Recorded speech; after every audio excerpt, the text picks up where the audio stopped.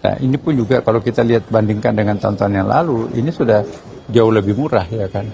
Setiap jemaah haji itu berkurang sekitar 4 juta rupiah. Nah, 4 juta ini kan lumayan itu. Biaya jemaah haji itu lebih diturunkan lagi dan itu kita terlalu berusaha. Karena banyak faktor yang membuat kita itu mahal. Pertama, lamanya kita berada di Saudi Arabia. Satu hari itu bisa menghabiskan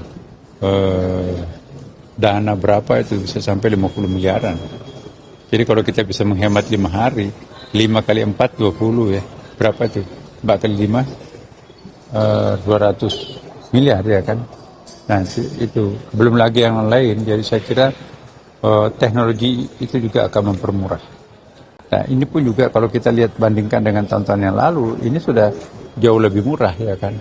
Setiap jemaah haji itu berkurang sekitar 4 juta rupiah. Nah 4 juta ini kan lumayan itu. Di samping itu juga dalam kondisi pajak di Saudi Arabia meningkat dan dalam kondisi nilai jual atau apalagi dolar kita sekarang ini kan kuat ya, tapi tetap jamaah itu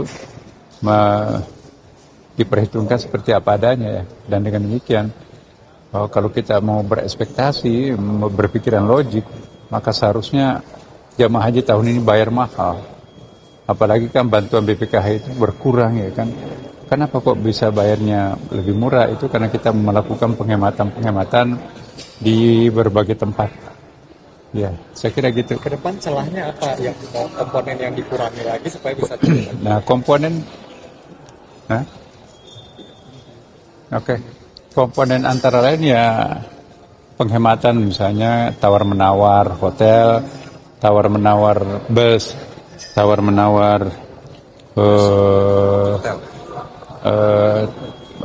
ya termasuk pesawat juga kita bisa negosiasi.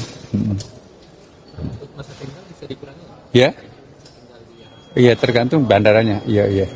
Tergantung kalau bandaranya slotnya memungkinkan, ya kita bisa lebih murah.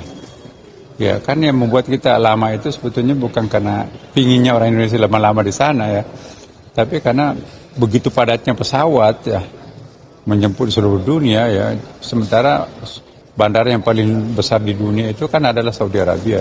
Tapi itu pun juga bayangkan kalau 3,5 juta tuh jamaah haji harus pulang pergi dalam waktu yang bersamaan dengan seluruh negara lain, itu bisa kita bayangkan kan. Dan pada saat bersamaan keamanan pun juga harus dipelihara oleh mereka dan mungkin juga oleh kita ya kan. Jadi insya Allah ke depan kalau nanti kita punya alternatif lain, maka itulah nanti akan menjadi faktor penghemat. Oke ya, saya kira gitu.